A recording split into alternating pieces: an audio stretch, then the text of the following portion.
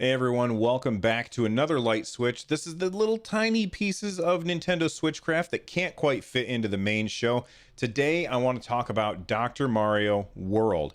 If you didn't know, Nintendo not too long ago announced that they were making a mobile game based on Dr. Mario. They called it Dr. Mario World, and that's all they told us. And now we finally have some more information. What information do we have? Well, unsurprisingly, it will come to both iOS and Android. And surprisingly, the game will be out on July 10th, which is like only 20 days from now. So that's actually pretty impressive. Well, not impressive, but surprising. So, how exactly does Dr. Mario World play? Well, the way that it plays is I was very curious as to how they were going to pull this off because Dr. Mario is generally a very fast paced game. You are trying to defeat the viruses before the viruses reach the top. And in order to do that, you have to be very, very precise. How's that going to work? That's my first question is how is that going to work on a very imprecise input method like touchscreen?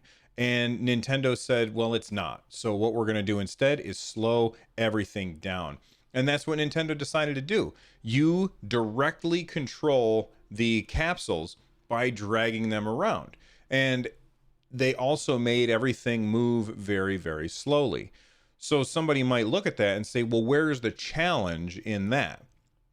Because Dr. Mario is all about finishing up the, how do I want to say this? It's all about finishing the puzzle, getting rid of the viruses before everything stacks up to the top and you lose. Well, instead, what they're doing is you want to try and finish the puzzle by getting rid of all the viruses before you run out of capsules. So instead of worrying about everything stacking up to the top, honestly, it's played in reverse, which makes sense because most people will play, with their thumb on their phone and they'll just kind of fling things toward the top. So instead of things coming from the top down, it's coming from the bottom up and it moves very, very slowly. And the limiting factor, the thing that you have to fight against, is the number of capsules that you get when you play. So, in order to solve a certain puzzle, Nintendo has determines how many capsules you will need. You can see what capsule you have at the bottom of the screen, as well as the next capsule that is coming out, and you can make your decision. It starts out with, I think it was 5 worlds, and in the future, we will have more worlds as well. You can start out with Dr. Mario, of course, but you can also unlock other doctors as well. And each doctor has their own special ability that only they can use. So this is the first monetization model that you can do in the game is to try and unlock different doctors, probably through some gotcha system. Another way that you can be monetized on this is they have a heart system. So there's only so many times that you can go in a day. Over time, the hearts replenish, the stamina system we've seen in many games before. And if you want to buy more hearts with real money, you can. Then you have the diamonds. The diamonds are so that you can use them to unlock various things, maybe buying doctors, or you can add more capsules to the play. So, if you didn't quite get the puzzle done in 20 capsules, you can say, oh, I'm going to buy some more capsules so I can play a little bit more and maybe unlock it. And of course, we've got all of the other doctors in the game as well, like Dr. Toad, Dr. Luigi, Dr. Peach, and they all have their special abilities. I'm sure that you're going to have some that are like 1-star peaches and others that are 5-star peaches. What's hilarious is everybody seems to have a lab coat except for Yoshi doesn't get a lab coat. He just gets to carry like a, I don't know, I forget, a messenger bag for some reason.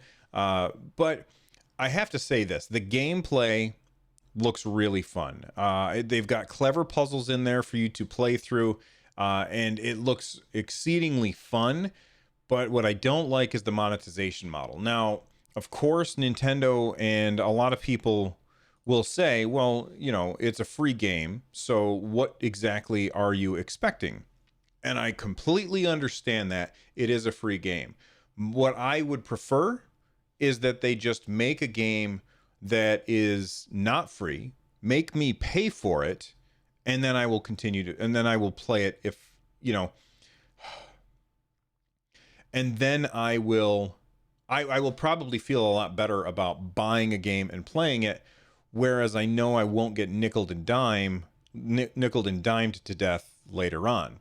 I feel like this is another game from Nintendo that I'm going to take a pass on. Now, does that mean it's bad? No. There's a lot of people who are probably going to have a lot of fun with this. And I'll bet you that I can, if I asked 9 out of 10 people who are fans of Nintendo stuff on mobile, most of them would probably say, Bill, I play this game and I never feel like I have to spend any money on the game. So are they right? Well, they're probably right. I wouldn't know because I don't really play mobile games. This isn't the kind of game for me. What I will say is that the puzzles look really fun. The gameplay looks really solid. I feel like they found a good way to get Dr. Mario onto a mobile device and have that work where the input method is through a touchscreen. But what I don't feel like works for me, and that's who I'm talking about here, I don't feel like what works for me is the idea of all of these weird monetization models that are very, very persistent throughout the mobile world. So if you look on iOS, if you look on Android, this is very, very consistent with what you see in all of these places. And it's just not something that I personally like. That being said, I would love to hear what you guys think. If you're watching this on YouTube, you can leave a comment right down below. If you are listening to this on the podcast, you can tweet at me at RunJumpStomp and let me know your thoughts about Dr. Mario World. And of course, it's free, so I will try it out come July 10th when it comes out. But I really want to know what you guys think. Anyway, that's it for this light switch. Make sure that if you haven't already subscribed, you subscribe. If you're watching it on YouTube, thumbs up if you liked it, thumbs down if you didn't. And I will see all of you next time. Thanks for watching or listening. Bye-bye.